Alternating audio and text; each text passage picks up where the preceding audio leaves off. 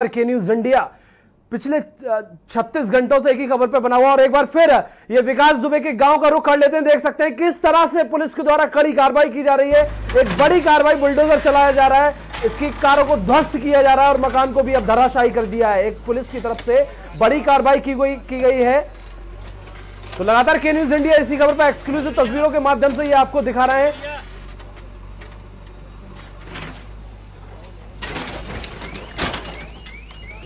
शातिर अपराधी विकास दुबे के खिलाफ ये कड़ी कार्रवाई की गई है। देख सकते हैं आप, गाड़ियों को ध्वस्त किया गया है, मकान धराशायी कर दिया। किस तरह से लगातार बुलडोजर चलाया जा रहा है, क्योंकि जिस तरह से छात्र हिस्ट्री शीटर ने पुलिस के 8 जवानों को मौत के घाट उतारा था, उसके बाद लगातार इस पर कार्रवाई की जा रही है। किस तरह से गाड़ियों को चकनाचूर कर दिया और बात अगर की जाए मकान की, तो मकान को भी धराशायी कर दिया। लगातार पुलिस की तरफ से एक बड़ी कार्रवाई की जा रही है।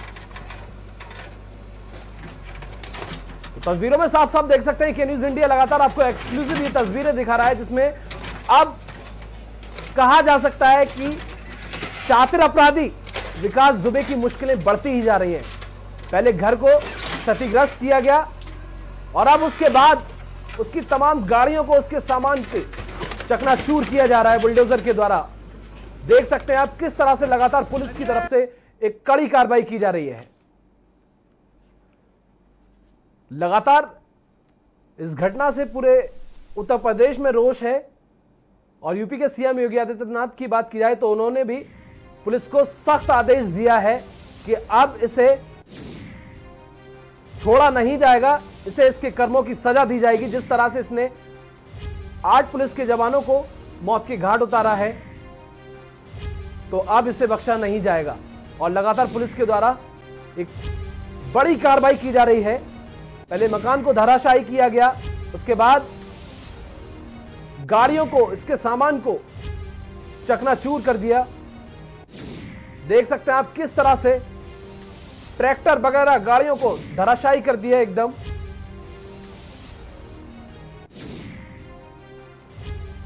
तो लगातार के न्यूज इंडिया ये खबर आपको दिखा रहा है किस तरह से विकास दुबे के खिलाफ पुलिस की तरफ से ये बड़ी कार्रवाई की जा रही है। पहले घर को जमींदोज किया, उसके बाद उसके सामान का चकनाचूर किया जा रहा है बुलडोजर के द्वारा। तो पुलिस की तरफ से लगातार ये कार्रवाई की जा रही है। और अगर बात ऐसे में की जाए चाक चौबंद व्यवस्था की, तो व्यवस्था भी चाक चौबंद की गई है। कानपुर से सटे हर जिले को बॉर्डर को सील कर दिया गया है और बॉर्डर सील के साथ साथ चेकिंग अभियान भी चला जा रहा है, क्योंकि लगातार एसटीएफ की टीमें लगी हुई हैं, पुलिस प्रशासन की टीमें लगी हुई हैं। विकास दुबे के खिलाफ एक बड़ी कार्रवाई की गई है। इन तस्वीरों से आप साफ अंदाजा लगा सकते हैं कि पुलिस महकमे में किस तरह से रोष है, क्योंकि अब शातिर अपराधी की जो मुश्किलें हैं बढ़ती जा रही हैं। ऐसे में ये कहना कोई गलत नहीं होगा कि जल्द ही शातिर अपराधी विकास दुबे अब पुलिस की गिरफ्त में होगा। और विकास दुबे से जुड़ी इस वक्त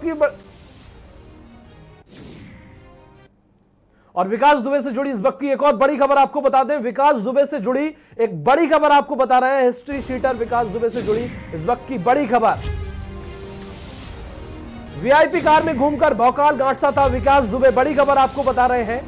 प्रमुख सचिव की कार घर में खड़ी रखता था हिस्ट्री शीटर और लखनऊ के घर से मिली प्रमुख सचिव के नाम पर रजिस्टर्ड कार जो विकास दुबे के घर खड़ी होती थी। तो शासन स्तर पर अच्छी पैठ की बानगी है एम्बेसडर कार, जिसका नंबर है UP 32 BG 0156। तो वीआईपी कार में घूमकर भौकाल गांठता था विकास दुबे। लगातार पुलिस जांच में जुटी हुई है, हर संभव प्रयास किए जा रहे हैं, हर चीज की बारीकी से जांच की जा रही है, क्योंकि जिस तरह से इस छात्र हिस्ट्री टीचर ने 8 पुलिस कर्मियों को अपना निशाना बनाया था, ऐसे में अब पुलिस सख्त हो गई है और सख्त आदेश दिए गए हैं प्रशासन के लिए कि अब इसे बख्शा नहीं जाएगा। एक्सक्लूसिव तस्वीरें के न्यूज इंडिया आपको लगातार दिखा रहा है। लगातार इसी खबर की पल पल अपडेट के न्यूज इंडिया आप तक पहुंचा रहा है। तो देख सकते हैं अब विकास दुबे की जो मुश्किलें हैं बढ़ती जा रही हैं। तो वीआईपी कार में घूमकर भौकाल काटता था विकास दुबे, प्रमुख सचिव की कार में अपने घर में खड़ी रखता था ये विकास दुबे। तो लखनऊ के घर से मिली प्रमुख सचिव के नाम पर रजिस्टर्ड कार। बहुत सारे तथ्य जुड़े हुए हैं इस हिस्ट्री शीटर से, लेकिन पुलिस लगातार जांच में जुटी हुई है, लगातार कार्रवाई कर रही है और बहुत जल्द ही इन तथ्यों का खुलासा होगा। बहुत जल्द ही इसमें लिप्त जो लोग हैं उनका खुलासा होगा। बहुत जल्द ही वो लोग पुलिस की गिरफ्त में होंगे जो इस हिस्ट्री शीटर के साथ मिले हुए हैं। लगातार पुलिस की तरफ से कड़ी कार्रवाई की जा रही है। अगर कुछ देर पहले की बात की जाए तो विकास दुबे के घर से ये गाड़ी बरामद की गई है। शासन स्तर पर अच्छी पैठ की बात की। लखनऊ स्थित जो घर है इसका, वहां से ये गाड़ी मिली है। लगातार पुलिस चेक कर रही है गाड़ी को, हर बारीकी से जांच कर रही है। तो लखनऊ के घर से मिली प्रमुख सचिव के नाम पर ये रजिस्टर्ड कार। ऐसे में सवाल लगातार ये खड़े हो रहे हैं कि प्रमुख सचिव के नाम पर रजिस्टर्ड ये कार है। इस समय हम दीप प्रकाश दुबे के घर पे हैं, जो विकास दुबे के भाई हैं। उनके घर पे जो सरकारी गाड़ी की बात की जाए तो यूपी 32 BG 0156 एक एम्बेसडर कार मिली है, जिसका नंबर सरकारी है और प्रमुख सचिव के नाम पे ये गाड़ी रजिस्टर्ड है। फिलहाल बात की जाए तो ये गाड़ी का रजिस्ट्रेशन अभी तक दुबे के नाम पे ट्रांसफर क्यों नहीं हुआ, एक बड़ा सवाल कहीं ना कहीं खड़ा होता है। जबकि 30 दिनों के अंदर नीलामी की गई गाड़ियों का रजिस्ट्रेशन करना अनिवार्य होता है। हम आपको दिखाना चाहेंगे, यहाँ पे 2 एम्बेसडर कार हैं, एक सरकारी गाड़ी है और एक प्राइवेट गाड़ी का नंबर उसमें है, यूपी 78 गाड़ी का नंबर है।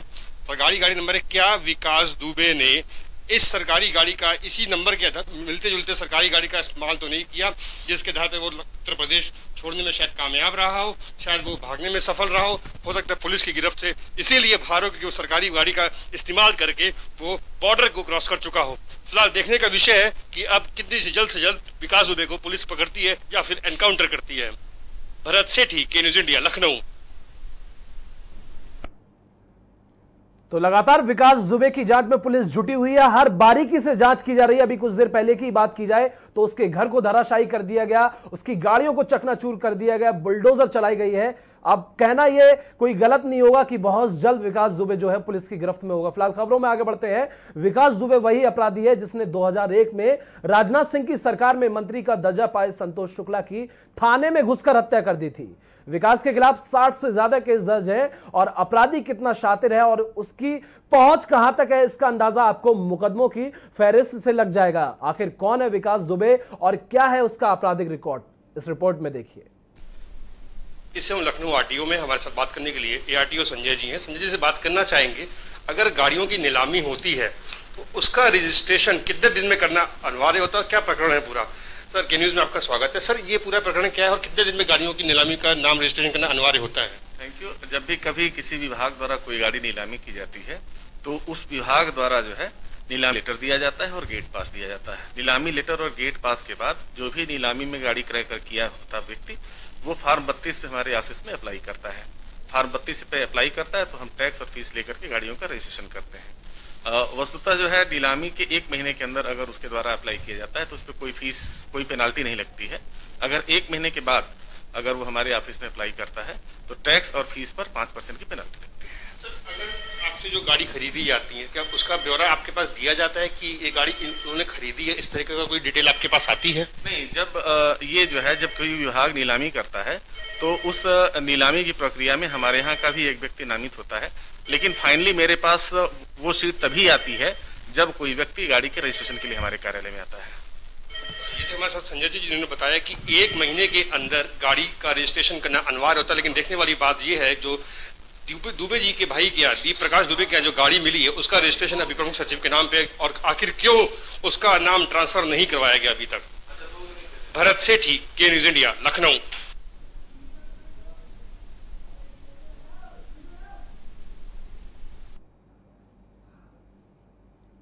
तो राजधानी लखनऊ में विकास दुबे के भाई दीप प्रकाश दुबे के घर खड़ी मिली एम्बेसडर कार से जुड़ी कुछ खबर पर हमारे संवाददाता ने, इसी को हमने आप दिखाया तो आपने देखा किस तरीके से हमारे संवाददाता ने एआरटीओ से बात की, पूरा जायजा लिया, तमाम तथ्य सामने निकल कर आए। आप के न्यूज इंडिया से जुड़े कुछ सवाल हैं वो आपको दिखा देते हैं।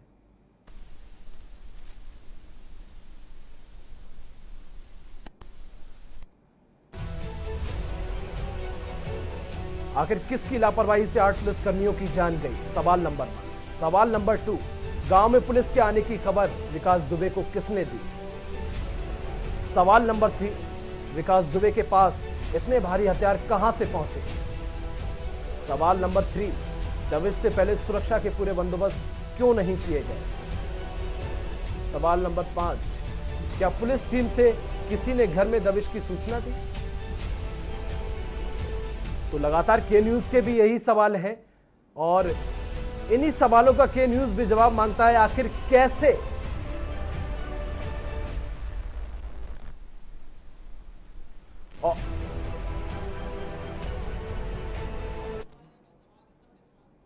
और इसी पर हमारे editor in chief Durgendra Singh Chauhan sir हमारे साथ जुड़ गए हैं लाइव।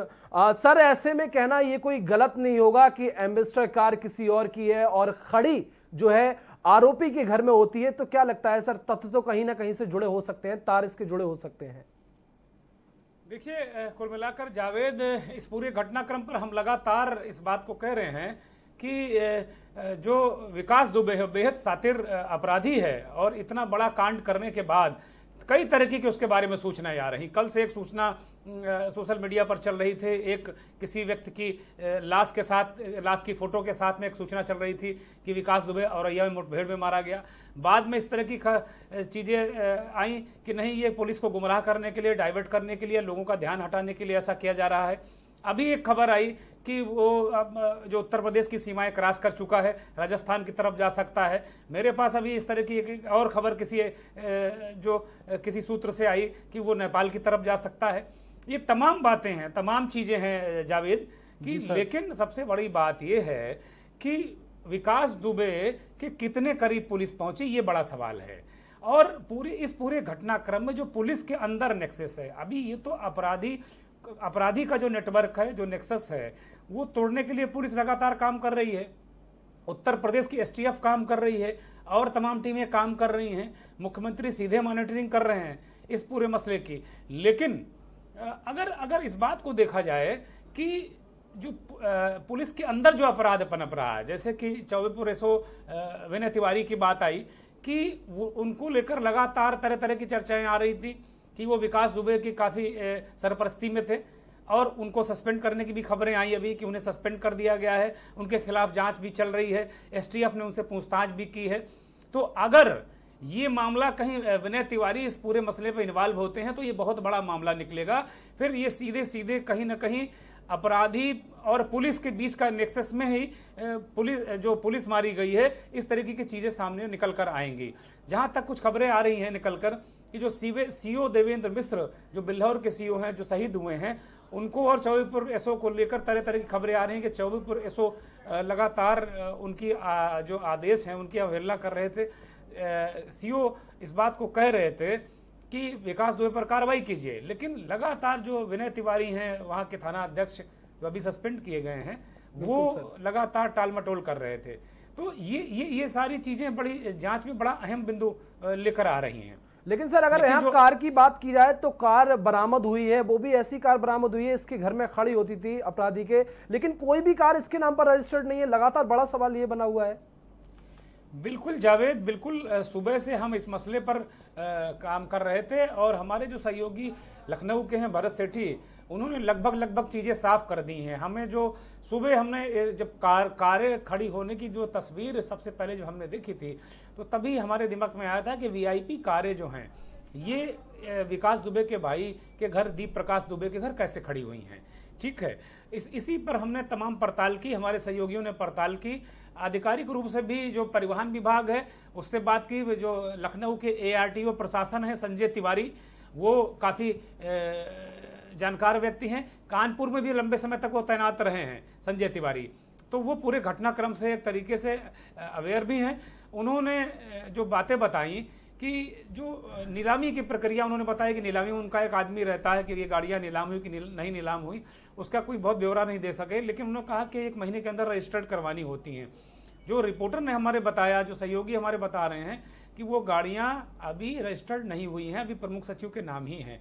तो सबसे बड़ी बात यह है कि अगर हम उस अपराधी के भाई, विकास दुबे के भाई की तरफ देखें तो वो और जो विकास दुबे हो सकता है कि जानबूझकर कुछ ऐसे काम किए गए हों, क्योंकि जो विकास दुबे भागा है, हो सकता है इन्हीं में से कोई और गाड़ी, बिल्कुल सर, उसका इस्तेमाल विकास दुबे ने किया होगा, ऐसी आशंका भी जताई जा रही है। लेकिन जब उस गाड़ियां खरीदने वाले व्यक्ति ने गाड़ियों का रजिस्ट्रेशन नहीं करवाया खुद, तो क्या जो विभाग है, जो जिसकी गाड़ियां नीलाम हुई, उसने क्या किया? ये कोई हमारी आपकी गाड़ी का मसला तो है नहीं कि हमने जावेद को गाड़ी बेची और जावेद हमारे दोस्त हैं, तो हमने कहा ठीक है जावेद 3 महीने बाद करा लेना, या हम बात कर लेंगे या कुछ समय दे देंगे या कोई एफिडेविट की बात कर लेंगे, भाई ठीक आज हमारे पास रजिस्ट्रेशन का पैसा नहीं है। वहां तो सरकारी विभाग की गाड़ी है, एक नियम कानून विधि विधान से सारी चीजें होती हैं। तो इसमें अब दूसरा पहलू देखना होगा कि जो पुलिस विभाग, जो जिस विभाग की गाड़ी खरीदी, जिस विभाग के प्रमुख सचिवों की गाड़ी है, उन लोगों ने इसका रजिस्ट्रेशन क्यों नहीं किया? क्या उसके बाद जब विकास दुबे के भाई ने गाड़ियां खरीदने के बाद रजिस्ट्रेशन नहीं कराया, तो क्या उन्होंने आरटीओ को कुछ लिख पढ़ कर दिया है? लखनऊ के आरटीओ में उन्होंने कुछ सर और यहाँ हमारे संवाददाता भरत सेठी लखनऊ से हमारे साथ जुड़ गए हैं, जहां से ये गाड़ियां बरामद हुई हैं। भरत, क्या कुछ अपडेट मिल रहा है? तमाम नंबरों की ये गाड़ियां बरामद हुई हैं जो इस छात्र अपराधी के नाम पर कोई भी रजिस्टर्ड नहीं है, क्या कुछ अपडेट? देखिए, आपको बिल्कुल बता दें कि इनके घर में, विकास दीप के जो भाई हैं, दीप प्रकाश के घर में जितनी भी गाड़ियां हैं, सबसे पहले आपको बता दें कि कोई भी गाड़ी उनके परिवार के किसी भी सदस्य के नाम नहीं है। विकास को विकास अपराधी कहना शुरू करिए। विकास जी नहीं है, विकास अपराधी है, माफिया है, गुंडा है, हत्यारा है। बिल्कुल बिल्कुल बिल्कुल। जिस तरह विकास दुबे ने इतनी बड़ी घटना को अंजाम दिया, उसको अपराधी कहने में कहीं कुछ भी नहीं होगा, उसको अपराधी कहा जा सकता है, बड़ा अपराधी है वो। और जिस तरीके से उसके भाई के घर में ये गाड़ियां बरामद हुई हैं, कहीं ना कहीं सवाल खड़े कर रहा है कि किसकी गाड़ियां हैं, क्यों नहीं उनके किसी की परिवार के सदस्य के नाम गाड़ी है, बल्कि जो बीजी नंबर की गाड़ी प्रिंसिपल सेक्रेटरी के नाम पे जो गाड़ी रजिस्टर्ड है, वो क्यों नहीं उनके सदस्य किसी ने करवाई, अपने नाम पे रजिस्टर्ड क्यों नहीं करवाई? क्योंकि 30 दिन के अंदर ये करवाना अनिवार्य होता है, उसके बावजूद भी ऐसी नहीं की गई गाड़ी ट्रांसफर किसी उनके नाम पे। सबसे बड़ा सवाल कि विभाग से जब एआरटीओ से उन्होंने जानकारी लेनी चाहिए, तो उन्होंने साफ तौर पर कहा ये जो नीलामी वाला विभाग होता है, जब तक गाड़ी आपके नाम पे ट्रांसफर नहीं होती, इस प्रकार की गाड़ी दी ही नहीं जा सकती, तो क्यों दी गई? सबसे बड़ा सवाल। बिल्कुल भरत सेठी बहुत बहुत महत्वपूर्ण बिंदु है। मुझे लगता है कि जो गाड़ियों का मसला है भरत सेठी, अगर इस मसले पर आप और जो तह तक जाएंगे तो कुछ और परतें खुलेंगी। मुझे लगता है एक बड़ा खुलासा और होने वाला है केनी उस पर। भरत सेठी इस खुलासे के करीब पहुंच चुके हैं। जो परिस्थितियां दिख रही हैं, सबसे पहले जब हमारे संवाददाता भरत सेठी, जो विकास दुबे अपराधी है, जो माफिया है, जिसने 8 पुलिसकर्मियों की हत्या की है, उसके भाई के घर लखनऊ में दीप प्रकाश दुबे है उसका भाई, उसके जो कोठी नुमा, महल नुमा घर में जब हमारे संवाददाता जाते हैं तो उन्हें कुछ वीआईपी गाड़ियां नजर आती हैं। यहीं से हमारे संवाददाता को एक लीड मिलती है, हम सबसे एक चर्चा होती है, उसके बाद इस खबर की तरफ हम बढ़ते हैं। ये बिल्कुल ताजा और तरीन जानकारी है, ताजा तरीन जानकारी के न्यूज पर है, एक नए एंगल की जानकारी है, एक अलग तरीके की जानकारी है हम दर्शकों को दे रहे हैं कि जो वीआईपी गाड़ियां हैं, ये वीआईपी गाड़ियां विकास दुबे की शासन सत्ता में गहरी पैठ की गवाही दे रही हैं। भरत सेठी बिल्कुल दे रही हैं। और आपको एक और ताजा बात बताना चाहेंगे, जो इनके भाई हैं उनके घर में बीजी नंबर की एक टूटी जो प्लेट है, नंबर प्लेट भी बरामद हुई है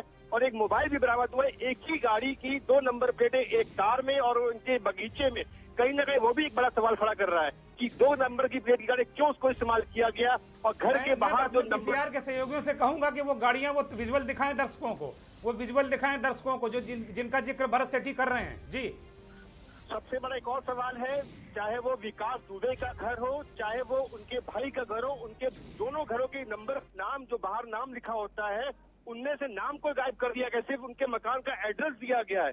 क्या ये सोची समझी साजिश है कि इसको हटा दिया गया, नाम हाईलाइट ना हो? क्योंकि जाहिर सी बात है, विकास दुबे इतना बड़ा अपराधी, उसने ऐसी घटना को अंजाम दिया है। तो ये वही गाड़ियां हैं जो के न्यूज इंडिया एक्सक्लूसिव आपको दिखा रहा है। ये तस्वीरें तमाम दर्शक देख रहे हैं कि ये वही गाड़ियां बरामद हुई हैं विकास दुबे के भाई के घर से। इस शातिर आरोपी की सबसे बड़ी बात कि इसके नाम पर कोई भी ये गाड़ी रजिस्टर्ड नहीं है, तो लगातार कहीं ना कहीं इसके तार जुड़े हुए हैं। जावेद दर्शकों को वो नंबर प्लेट भी दिखाई जाए, जो 2 तरीके के नंबर प्लेट जिनका जिक्र भरत कर रहे हैं। एक नंबर प्लेट नीचे पड़ी है सेम नंबर की, और वही नंबर प्लेट एक गाड़ी में लगी है। ये क्या माजरा है भरत सेठी? बिल्कुल, ये एक सोचने वाली बात है कि एक ही नंबर की 2 नंबर प्लेट आखिर क्यों उस घर में बरामद हुई, क्यों उसको तोड़ा गया, क्या उसपे क्या था मामला पूरा, उसको छुपाने की क्या कोशिश की जा रही थी।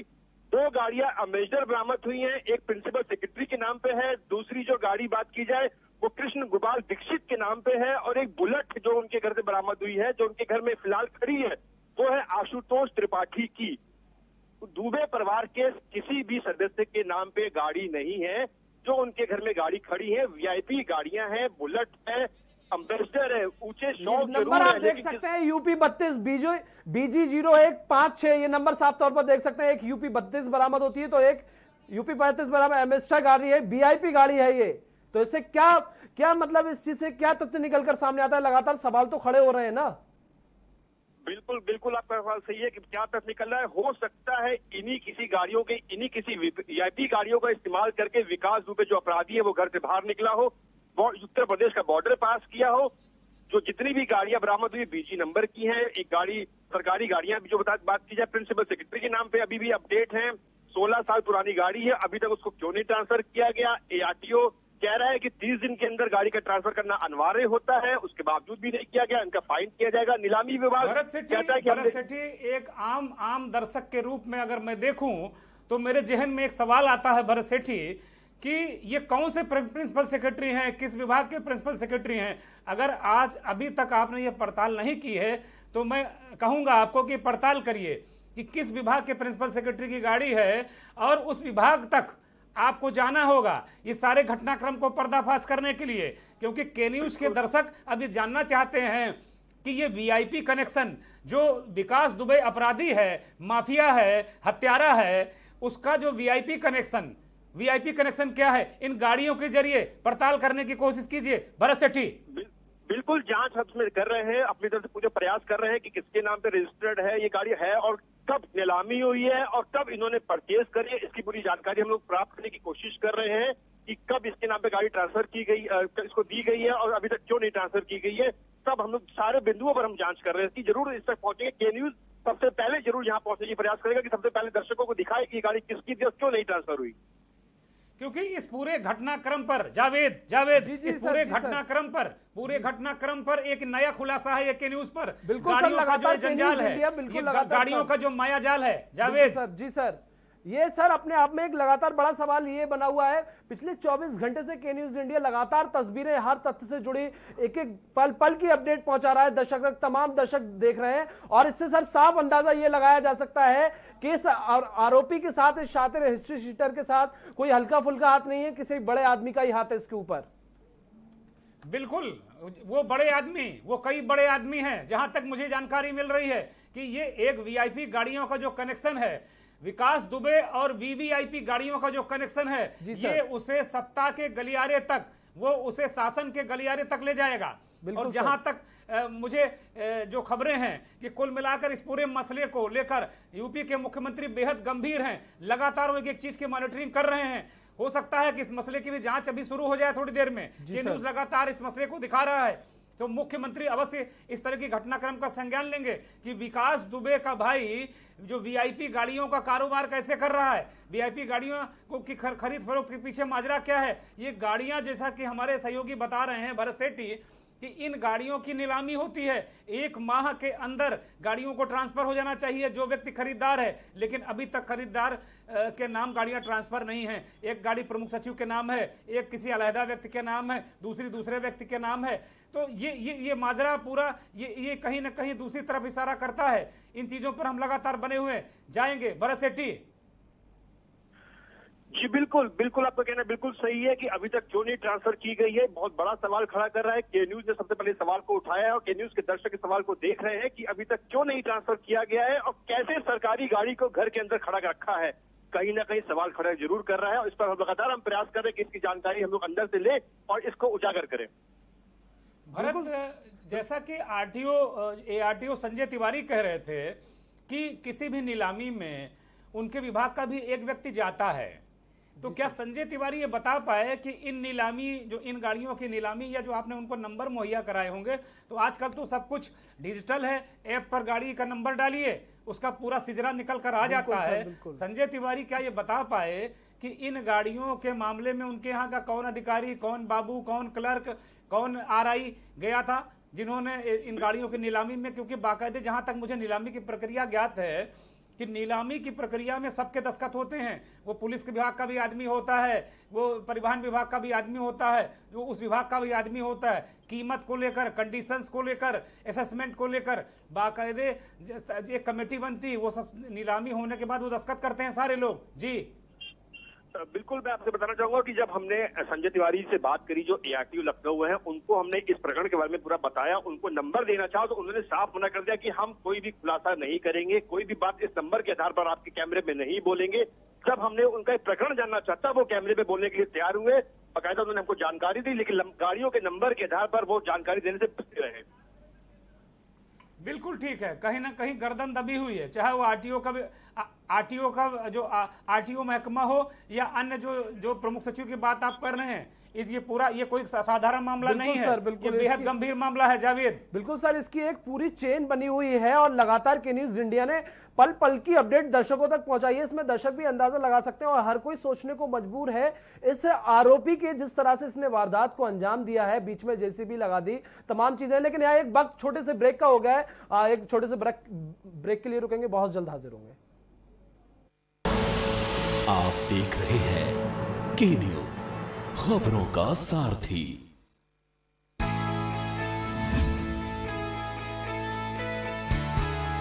पर्यावरण की सुरक्षा हमारे जीवन के लिए आवश्यक है। माननीय मुख्यमंत्री योगी आदित्यनाथ वृक्षारोपण और पर्यावरण की सुरक्षा से जुड़े विभिन्न प्रयासों में सदैव जन भागीदारी को प्राथमिकता देते हैं। 1 जुलाई 2020 से शुरू वन महोत्सव सप्ताह में पूरे प्रदेश में एक अभियान द्वारा वृक्षारोपण किया जा रहा है, जिसमें रिकॉर्ड 25 करोड़ पौधे लगाने का लक्ष्य है। वन महोत्सव में 2000 प्रजातियों के पौधे रोपित किए जाएंगे। वृक्षारोपण अपने आवासीय परिसर, खेतों, स्कूलों और आसपास की खाली जगहों में किया जा सकता है। हमारा प्रयास है कि एक ही दिन में फलदार, छायादार इमारती लकड़ियों से संबंधित जो वृक्ष होंगे, ऐसे सभी वृक्षों को लगा करके हम लोग एक ही दिन में 25 करोड़ वृक्षारोपण के लक्ष्य के साथ प्रदेश वर्तमान में कार्य कर रही है। आइए प्रदेश को और अधिक हरा भरा बनाएं और पर्यावरण की रक्षा का संकल्प लेकर सोशल डिस्टेंसिंग के साथ 2 गज की दूरी का पालन करते हुए एक पौधा अवश्य लगाएं। आज का वृक्षारोपण हमारे सुरक्षित कल के लिए। खुदी को आजमाया है तो ये अंदाज आया है, खुदी को आजमाया है तो ये अंदाज आया है। तुम में भी मैं हूं, शुद्ध प्लस पान मसाला। हम आप सब अब नहीं तो कब, 9 बज जाए तब। बहुत हुई राजनीति की माया, हम बताएंगे कि आपके हिस्से में क्या आया। फिक्र आपकी, सोमवार से शुक्रवार रात 9 बजे TV9 भारतवर्ष, अब तो सब देख रहे हैं। Mount Litra Z School, Unnao, number 1 in academics, number 1 in sports, best teachers, best result, smart classroom, best transport facility, world class infrastructure के साथ Mount Litra Z School, Unnao। आप देख रहे हैं के न्यूज, खबरों का सारथी। और ब्रेक के बाद एक बार फिर आप सभी का स्वागत है। इसी बीच रुख करेंगे छत्तीसगढ़ का, जहां के सीएम क्या कुछ कह रहे हैं, सुन लेते हैं।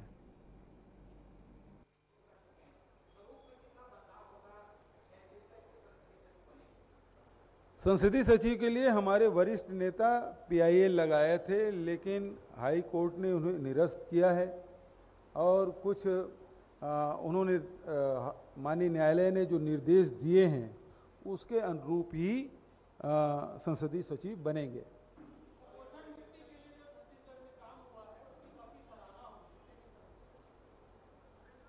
मुख्यमंत्री सुपोषण योजना हम लोगों ने शुरू की और उसका लाभ पूरे प्रदेश के वो बच्चे जो कुपोषित थे, वो बहनें और माताएं जो एनीमिया से पीड़ित थी उनको गर्म भोजन हम लोगों ने दिया, लेकिन ये कोरोना काल के कारण से इसमें इस गति में बाधा पहुंची है, लेकिन उसके रिजल्ट बहुत अच्छे आए हैं और फिर से हम लोग शुरू करेंगे। परिहार जी आए?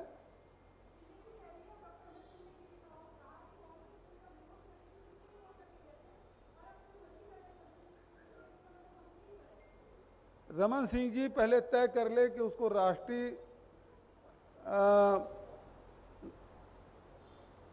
राष्ट्रीय स्तर पर अपनी बयान देना है कि उसको प्रदेश स्तर पर रहना है, क्योंकि उसको भारतीय जनता पार्टी ने राष्ट्रीय उपाध्यक्ष बनाया है और वो प्रदेश के उपाध्यक्ष की तरह बयान दे रहे हैं। तो पहले अपनी भूमिका तय कर ले, वो किस भूमिका में है, क्या उनको तवज्जो नहीं मिल रहा है। और रमन सिंह जी को तो बोलने का हक ही नहीं है। 15 साल में जितना शोषण किया, जितना कमीशन खोरी किया है, जितना भ्रष्टाचार किया है, छत्तीसगढ़ को लूटने खसोटने का काम किया, उसको क्या बोलने का अधिकार है। जितने वादे उन्होंने किए उसका खिलाफत उन्होंने किया है, उसे बोलने क्या अधिकार है। कौन सा वादा पूरा किया? क्या आदिवासियों को गाय दे दिया? क्या आदिवासी एक एक परिवार को उन्होंने सरकारी नौकरी दे दी? क्या किसानों को हर साल उन्होंने बोनस दिया? एक भी वादा उन्होंने पूरा किया। ऐसे कोई वर्ग है? महिलाओं तक को उन्होंने कहा कि रक्षाबंधन के दिन मैं बहनों को तोहफा दे रहा हूं, घर का मुखिया बना रहा हूं, और जैसे सरकार में आए सबका राशन कार्ड निरस्त कर दिया। तो बहनों को, महिलाओं को ठगने का काम, आदिवासियों को ठगने का काम, किसानों को ठगने का काम, बेरोजगारों को ठगने का काम, हर वर्ग को ठगने का काम उन्होंने किया है। तो किस मुंह से बात करते हैं? नो, सवाल पूछने के हक ही नहीं रखते।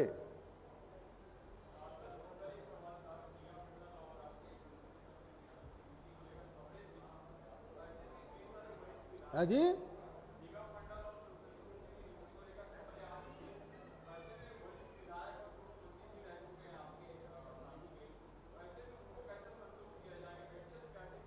असंतुष्ट कोई नहीं भाई। संतुष्ट करने की बात कहां से आ गई? पहली बात, सबकी भूमिका है, पार्टी में सबके लिए स्थान है। सरकार में किसको रहना है, किसको संगठन में रहना है, ये पार्टी तय करती है।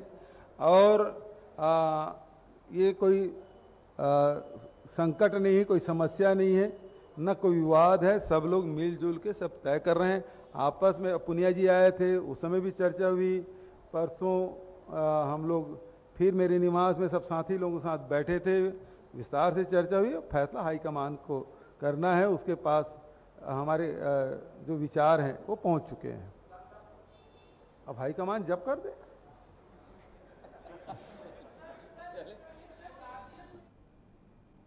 तो छत्तीसगढ़ के सीएम भूपेश बघेल को आप सुन रहे थे, जो साफ तौर पर प्रेस वार्ता कर रहे थे और तमाम अहम बातों के बारे में चर्चा कर रहे थे। एक बार फिर हम अपनी वार्तालाप पे लौटते हैं। हमारे साथ हमारे एडिटर इन चीफ लगातार हमारे साथ बने हुए हैं।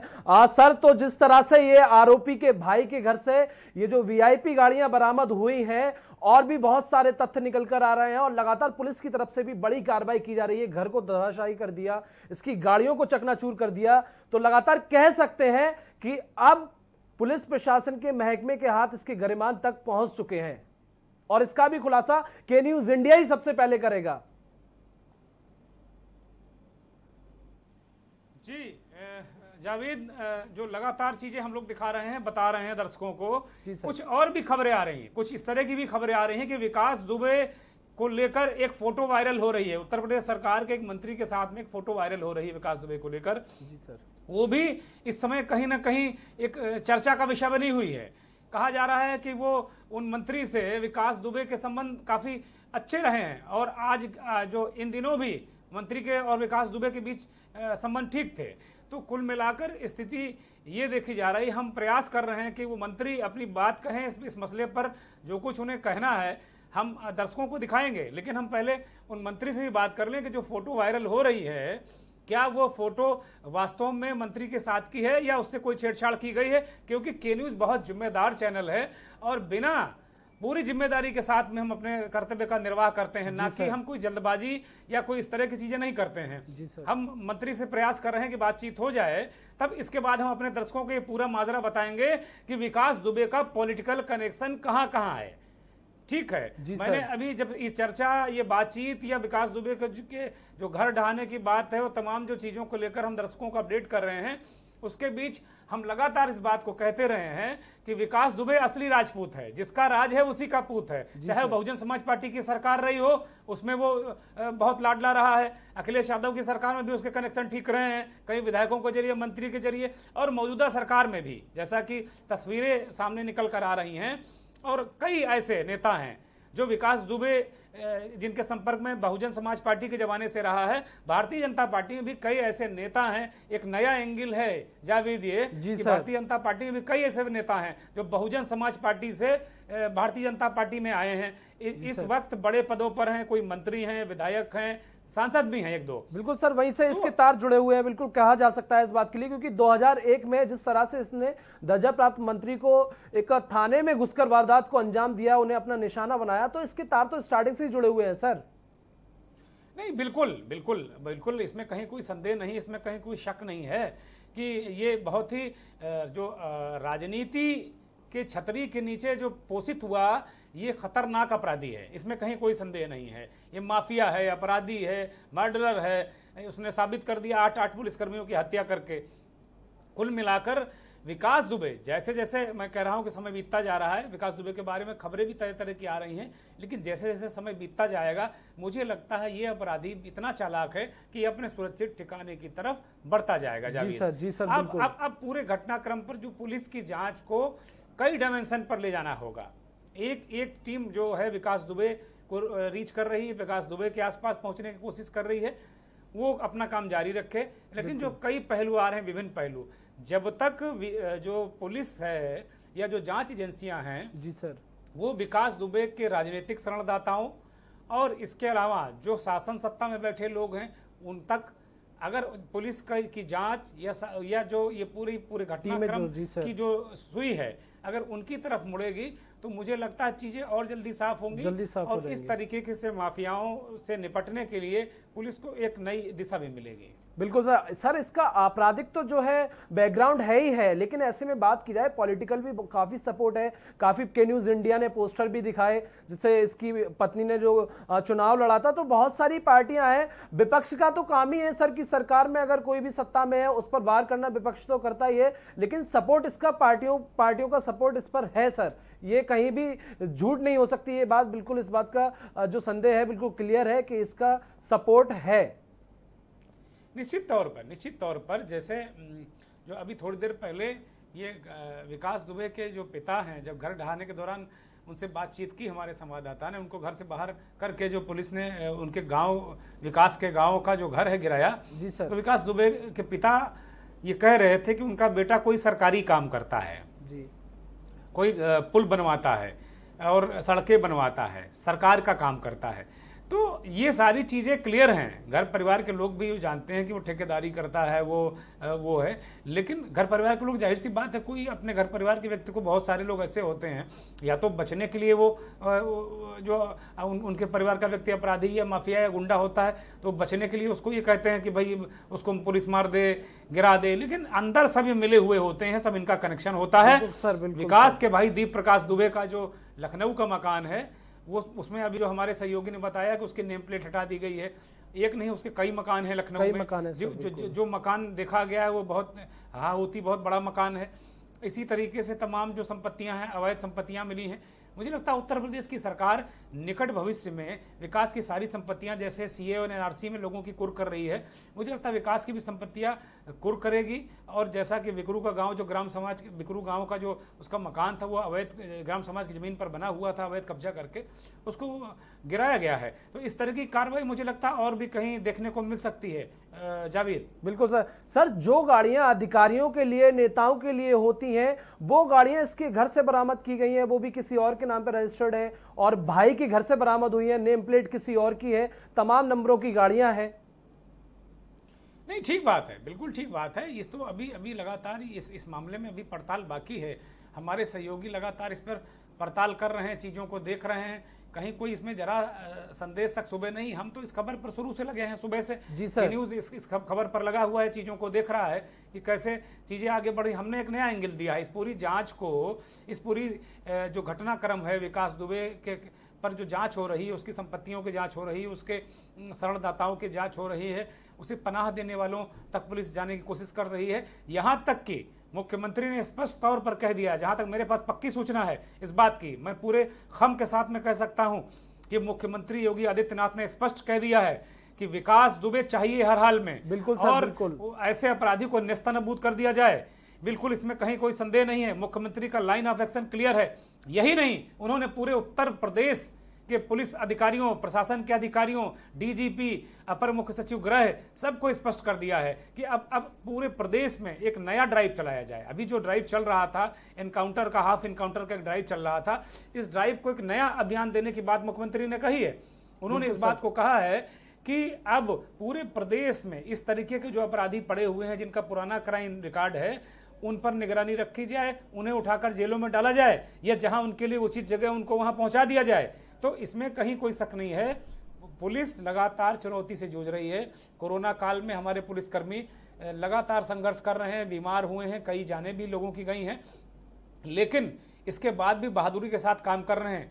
मुख्यमंत्री स्पष्ट हैं कि इस पूरे मसले पर कोई भी राजनीतिक शरणदाता, वो चाहे जिस दल का हो, उसे छोड़ा नहीं जाएगा। निश्चित तौर पर ये अंदर बिल्कुल साफ संकेत है मुख्यमंत्री की ओर से। जावेद, बिल्कुल सर, क्योंकि अब लगातार यूपी के सीएम योगी आदित्यनाथ ने सख्त हिदायत दी है और साफ तौर पर कह दिया है कि हमारे जवानों का जो शहादत हुई है उसे व्यर्थ नहीं जाने देंगे, हमें उसका बदला लेना है। अगर ऐसे में विपक्षी पार्टियों की बात की जाए तो विपक्ष लगातार अपने कटाक्ष किए हुए हैं कि यूपी सरकार तो कहती है, बीजेपी सरकार तो कहती है कि बदमाश अगर हैं तो छोड़कर चले जाएं, प्रदेश में नहीं रहेंगे। तो ऐसे में अगर विपक्ष की बात की जाए तो विपक्ष भी पीछे नहीं है, लगातार अपना हाथ साफ कर रहा है।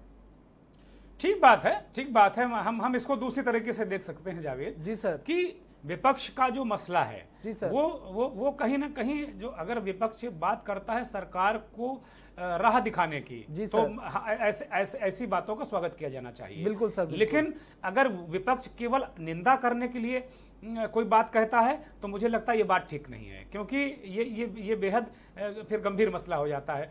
इस तरह की चीजें जो विकास दुबे का पूरा प्रकरण सामने आया, इसको लेकर जो चीजें सामने आई, उसमें विपक्ष अगर कोई सकारात्मक बात करता है, अगर वो दिखाता है कि हाँ ठीक है, इसको इस तरीके से नहीं इस तरीके से किया जाना चाहिए, तो मुझे लगता है उसके विपक्ष के जो सुझाव हैं उनके आलोक में, उनकी रोशनी में ये चीज़ें थोड़ा बेहतर हो सकती हैं। लेकिन अगर वो कहें कि नहीं यूपी सरकार कोई काम ही नहीं कर रही है, यूपी में बिल्कुल शरीफ आदमी बचे ही नहीं हैं, पुलिस बिल्कुल चारों तरफ गुंडे ही घूम रहे हैं, तो ये बात भी पूरी तरह सही नहीं है, बिल्कुल सही नहीं है। हाँ, हाल में कुछ घटनाएं हुई हैं, कानपुर में ये 2 तरीके की घटनाएं भी हाल में हुई हैं। आप देखिए, एक हिस्ट्री सीटर पिंटू सेंगर की हत्या हुई, उसके बाद उसकी हत्या करने वाले भी बड़े खूंखार और सातिर अपराधी हैं।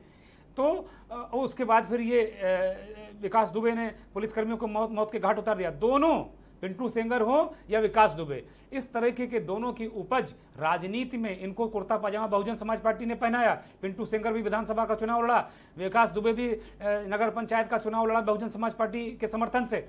तो जो राजनीतिक दल हैं, हम फिर कहेंगे, एक बार अनुरोध करेंगे कि आप अपराधियों को सिर मत चढ़ाइए। जी सर, नहीं, एक दिन आपके लिए वो आफत बन जाएंगे। कोई भी राजनीतिक दल हो, कोई भी राजनीतिक दल हो, अगर आप उनको सर पर चढ़ाएंगे और उनका इस्तेमाल करेंगे तो जाहिर सी बात है कि एक दिन वो अपनी जो उनका बाहुबल है, जो उनकी जो नटोरियस जो स्किल है, उसको लेकर वो कहीं ना कहीं आपको मुश्किल में डालेंगे।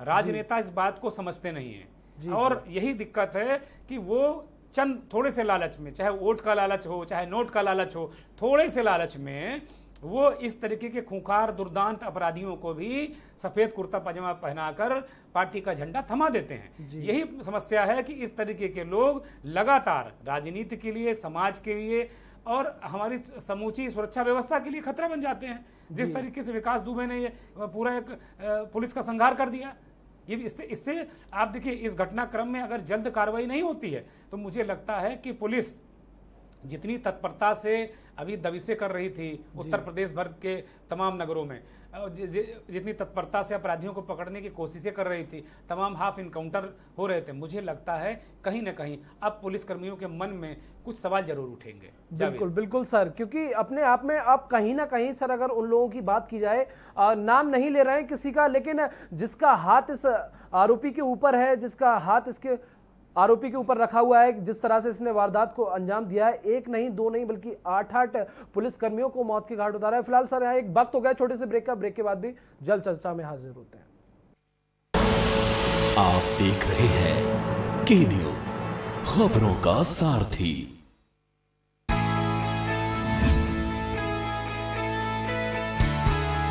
पर्यावरण की सुरक्षा हमारे जीवन के लिए आवश्यक है। माननीय मुख्यमंत्री योगी आदित्यनाथ वृक्षारोपण और पर्यावरण की सुरक्षा से जुड़े विभिन्न प्रयासों में सदैव जन भागीदारी को प्राथमिकता देते हैं। 1 जुलाई 2020 से शुरू वन महोत्सव सप्ताह में पूरे प्रदेश में एक अभियान द्वारा वृक्षारोपण किया जा रहा है, जिसमें रिकॉर्ड 25 करोड़ पौधे लगाने का लक्ष्य है। वन महोत्सव में 2000 प्रजातियों के पौधे रोपित किए जाएंगे। वृक्षारोपण अपने आवासीय परिसर, खेतों, स्कूलों और आसपास की खाली जगहों में किया जा सकता है। हमारा प्रयास है कि एक ही दिन में फलदार, छायादार इमारती लकड़ियों से संबंधित जो वृक्ष होंगे, ऐसे सभी वृक्षों को लगा करके हम लोग एक ही दिन में 25 करोड़ वृक्षारोपण के लक्ष्य के साथ प्रदेश वर्तमान में कार्य कर रही है। आइए प्रदेश को और अधिक हरा भरा बनाएं और पर्यावरण की रक्षा का संकल्प लेकर सोशल डिस्टेंसिंग के साथ 2 गज की दूरी का पालन करते हुए एक पौधा अवश्य लगाएं। आज का वृक्षारोपण हमारे सुरक्षित कल के लिए। खुदी को आजमाया है तो ये अंदाज आया है, खुदी को आजमाया है तो ये अंदाज आया है। तुम में भी मैं हूं, शुद्ध प्लस पान मसाला।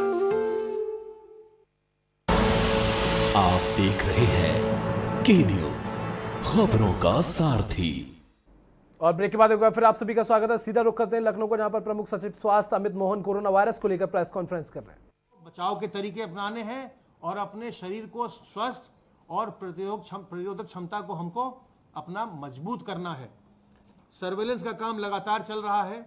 अब तक हम 25,855 इलाकों में, जिसमें 10,220 हॉटस्पॉट के, 15,635 नॉन हॉटस्पॉट के इलाके हैं, उनमें 1,59,729 टीम दिवस के माध्यम से 1,16,54,517 घरों का सर्वेलेंस हमने किया, जिसमें 5,94,40,581 लोग रहते हैं। और आपको मैंने पहले भी बताया है, हम आपके जो सुझाव हों, जो आपके क्रिएटिव सजेशंस हैं, जो आपके क्रिएटिव आइडियाज़ हैं, उनका हम कोविड में कैसे उपयोग करें, उसका हम प्रदेश में कोविड के नियंत्रण में आप कैसे हमारे साझेदार बने, कैसे हमारे सहयोगी बने, हम ये भी चाहते हैं। और इसीलिए हम लोगों ने इस समय एक प्रतियोगिता लॉन्च की हुई है, जो 8 तारीख तक अभी उसकी तिथि है, अभी तिथि उसकी चल रही है। आप 60 सेकंड तक का, 1 मिनट तक का वीडियो बना सकते हैं। जो भी आपके अच्छे आइडियाज़ हों, उस पर एक वीडियो बनाइए और आप 150 शब्द में आप अपने आइडियाज़ को लिख भी सकते हैं। 100 सबसे अच्छे जो हमको अच्छे वीडियोस मिलेंगे, जो क्वालिटी के अच्छे वीडियोस होंगे, उनको हम 10-10 हज़ार रुपए का पुरस्कार देंगे। और 150 शब्द में अपने आइडियाज़ को लिखिए, बताइए हमें कि हम क्या कर रहे हो, इससे अच्छा और क्या हो सकता है, क्या करना चाहिए संक्रमण को रोकने के लिए। हम 10 सबसे अच्छे आइडियाज़ को भी 10,000 रुपये का पुरस्कार देंगे।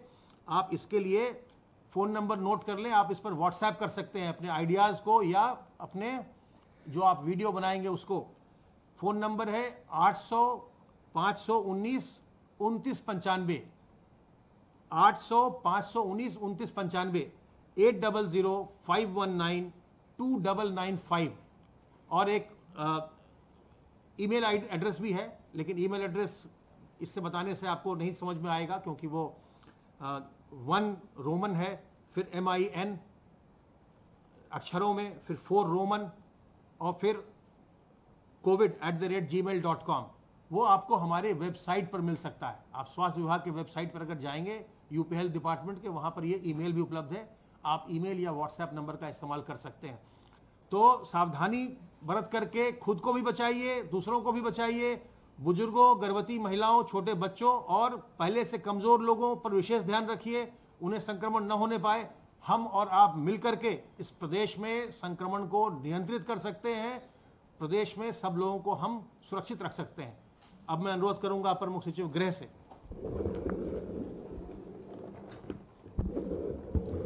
आज माननीय मुख्यमंत्री जी ने टीम 11 की बैठक सुबह 10:30 बजे ली। पूरा फोकस आज मीटिंग के शुरुआत में ही वेस्टर्न यूपी की तरफ है और विशेष रूप से चिकित्सा और चिकित्सा शिक्षा विभाग का फोकस गौतम बुद्ध नगर और गाजियाबाद के लिए उन्होंने आज विस्तृत चर्चा की। उन्होंने यह आदेश दिया कि गाजियाबाद में विशेष रूप से जो फैसिलिटीज़ हैं L1, L2, L3 की, इनका रिव्यू किया जाए और वहाँ गाजियाबाद ज़िले के लिए और बेहतर कैसे हेल्थ फैसिलिटीज़ बेहतर हो सकती हैं, इस पर विचार करने का निर्देश दिया। गौतम बुद्ध नगर में मेडिकल फैसिलिटीज़ बेटर हैं, लेकिन गौतम बुद्ध नगर में भी और कैसे और मजबूत हो सकता है, यह निर्देश उन्होंने दिया। गाजियाबाद के लिए विशेष रूप से एक टीम भेजने का निर्देश उन्होंने दिया।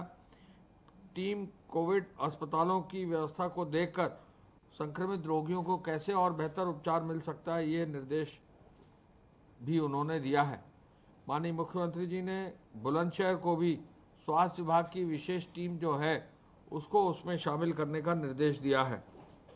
सरकारी और निजी अस्पतालों में ट्रूनेट मशीन क्रियाशील करने का कार्रवाई की जा रही है। सरकारी अस्पतालों में ट्रूनेट मशीन काम कर रही है। निजी अस्पतालों में ट्रूनेट मशीन काम करने के लिए उत्तर प्रदेश सरकार की ओर से माननीय मुख्यमंत्री जी की ओर से जो अनुरोध किया है, अब उस पर अनुमति ICMR की मिल गई है कि प्राइवेट अस्पताल यदि वो अप्लाई भी कर देंगे NABL लैब से अनुमति लेने का, तो एप्लीकेशन मात्र पर उनको ट्रूनेट मशीन्स को शुरू करने की अनुमति अब ICMR से हो जाएगी।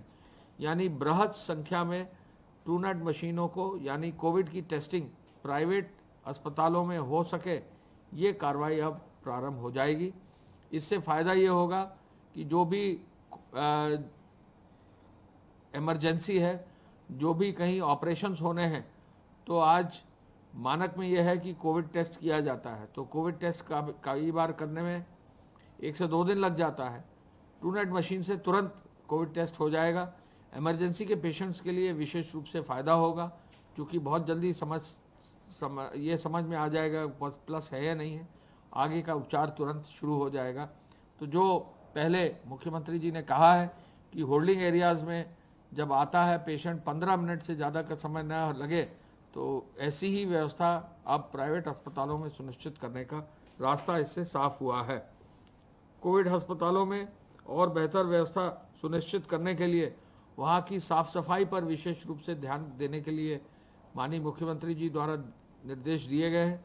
कोविड अस्पतालों में नियमित रूप से जो कोविड पेशेंट्स हैं उनका फीडबैक मुख्यमंत्री कार्यालय से लिया जा रहा है, उससे काफ़ी हद तक जो है समस्या का समाधान भी हो रहा है। RT-PCR टेस्ट के साथ लेकर, सभी टेस्ट के साथ लेकर जो टेस्टिंग की क्षमता है प्रदेश की अब 25,000 से ज़्यादा हो गई है। इसमें RT-PCR के टेस्ट के साथ साथ Truenat machine, rapid antigen machine को अपनाते हुए क्षमता को और बृहद करने के लिए निर्देश मुख्यमंत्री जी ने दिया है और कोशिश ये है कि इसको अब अगले चरण में 30,000 तक टेस्टिंग ले जाने का निर्देश उन्होंने दिया है। मेडिकल कॉलेजेस की व्यवस्था और सुनिश्चित की जाए, यहाँ चिकित्सक राउंड लें, सीनियर चिकित्सक खुद देखें, मॉनिटरिंग की व्यवस्था खुद हो, ये करने के लिए नोडल अफसरों को जनपद भेजने के लिए सचिव स्तर के अधिकारी पुनः कोविड हॉस्पिटल में भेजे गए हैं। कोविड हॉस्पिटल में भर्ती रोगी का नियमित रूप से उनके परिवारजनों को जानकारी दी जाए, ये निर्देश दिया गया है। वार्ड इंचार्ज मरीज के तीमारदारों के रोगी से जानकारी टेलीफोन में देंगे, ये इसी क्रम में है। और स्वास्थ्य विभाग के प्रत्येक चिकित्सालय में कोविड हेल्प डेस्क की स्थापना से एक बेसिक स्क्रीनिंग की जाए, ये कार्रवाई भी सुनिश्चित की गई है। आपको मालूम है कि पूरे प्रदेश में बड़ी संख्या में विदेशों से फ्लाइट्स भी आ रही हैं और जिसकी अनुमति उत्तर प्रदेश सरकार दे रही है। मिडल ईस्ट से भी काफ़ी फ़्लाइट्स आ रही हैं और डेली काफ़ी संख्या में जो फ़्लाइट्स आ रही हैं उनके लिए जो है निर्देश मुख्यमंत्री जी ने दिया है कि जो फ्लाइट से लोग आ रहे हैं ट्रैवलर्स, उनको 7 दिन का इंस्टीट्यूशनल क्वारंटाइन और फिर 7 दिन का होम क्वारंटाइन की व्यवस्था की समीक्षा कर ली जाए। ट्रेन से जो लोग आ रहे हैं उनकी स्क्रीनिंग की समीक्षा कर ली जाए। बसेस से जो आ और जा रहे हैं उनकी भी स्क्रीनिंग की समीक्षा बस स्टेशन पे की जाए, ये निर्देश दिए गए हैं। मेडिकल संक्रमण में चिकित्सा कर्मियों को सुरक्षित रखने के लिए ट्रेनिंग और बढ़ाने का निर्देश दिया है। पीएसी में के वाहनों में संक्रमण न हो, इस ओर विशेष रूप से ध्यान देने का निर्देश उन्होंने दिया है और ये भी कहा है कि जहां भी फोर्स है, जहां पर भी पीएसी स्थापित है, वहां सोशल डिस्टेंसिंग का पालन करते हुए, वहां पर जिस भी रूप में सफाई की व्यवस्था सुनिश्चित करते हुए किसी भी तरह का संक्रमण न हो, यह व्यवस्था की जानी है। मुख्यमंत्री जी ने सार्वजनिक स्थानों पर सोशल डिस्टेंसिंग के लिए विशेष रूप से निर्देश पुनः दिए हैं। डोर स्टेप डिलीवरी का भी निर्देश दिया है। अगले समय में इस माह में संचारी रोग का पूरा कार्यक्रम जो है संचालित हो रहा है पूरे प्रदेश में। इस संचारी रोग के कार्यक्रम का मुख्यमंत्री जी ने यह व्यवस्था दी है कि वो खुद जाकर कुछ जनपदों में इस अभियान में भाग लेंगे और इस अभियान की समीक्षा भी करेंगे। खाद्यान्न वितरण के लिए एपीसी साहब को उन्होंने निर्देश दिया है कि इस माह का खाद्यान्न वितरण समय से हो जाए।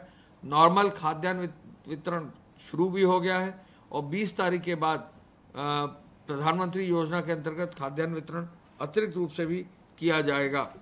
माननीय मुख्यमंत्री जी ने आज समीक्षा की तो पाया कि जो गृह विभाग और पुलिस के माध्यम से जो एफआईआर दर्ज की गई हैं उनमें कुछ जोन्स में और काम करने की आवश्यकता है। अब तक कुल 83,845 एफआईआर दर्ज करके 2,15,598 लोगों को नामजद किया गया है। तो यूपी सरकार की प्रेस कॉन्फ्रेंस आप सुन रहे थे, जिसमें साफ तौर पर प्रमुख सचिव स्वास्थ्य अमित मोहन ने कोरोना वायरस के अपडेट लेकर जानकारी दी। तो वहीं अपर मुख्य सचिव अवनीश कुमार अवस्थी ने तमाम ऐसी जानकारियां दी कि अब तक यूपी में क्या क्या तैयारी की जा चुकी है और क्या क्या तैयारी चल रही है। फिलहाल के लिए बुलेटिन में बस इतना ही। नमस्कार।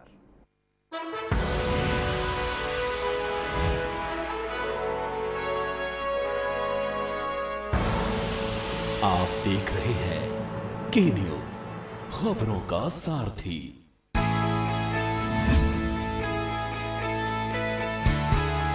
पर्यावरण की सुरक्षा हमारे जीवन के लिए आवश्यक है।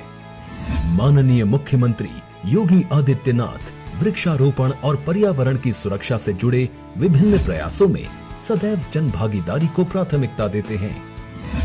1 जुलाई 2020 से शुरू वन महोत्सव सप्ताह में पूरे प्रदेश में एक अभियान द्वारा वृक्षारोपण किया जा रहा है, जिसमें रिकॉर्ड 25 करोड़ पौधे लगाने का लक्ष्य है। वन महोत्सव में 2000 प्रजातियों के पौधे रोपित किए जाएंगे।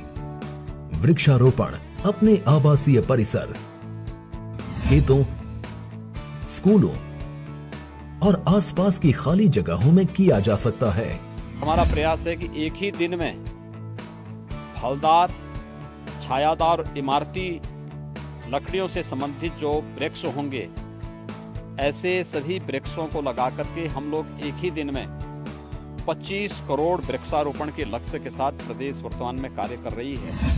आइए प्रदेश को और अधिक हरा भरा बनाएं और पर्यावरण की रक्षा का संकल्प लेकर सोशल डिस्टेंसिंग के साथ 2 गज की दूरी का पालन करते हुए एक पौधा अवश्य लगाएं। आज का वृक्षारोपण हमारे सुरक्षित कल के लिए। Online Online classes in CMS for all classes for the session 2020-2021 have restarted on 1st July as per prescribed syllabus, book list and timetable available on www.cmseducation.org. Online classes will continue till government reopens schools. Online admissions in CMS for Montessori, nursery to class 9 and provisional admission for class 11 are open at www.cmseducation.org. IPL पान मसाला, इसमें है शिमोगा की मशहूर सुपारी, केरल के बागों से इलायची, सोलन के जंगलों से उत्पादित शुद्ध कत्था, असली फूलों की खुशबू और प्योर चंदन के तेल से निर्मित 0% निकोटीन, 0% टोबैको युक्त IPL पान मसाला।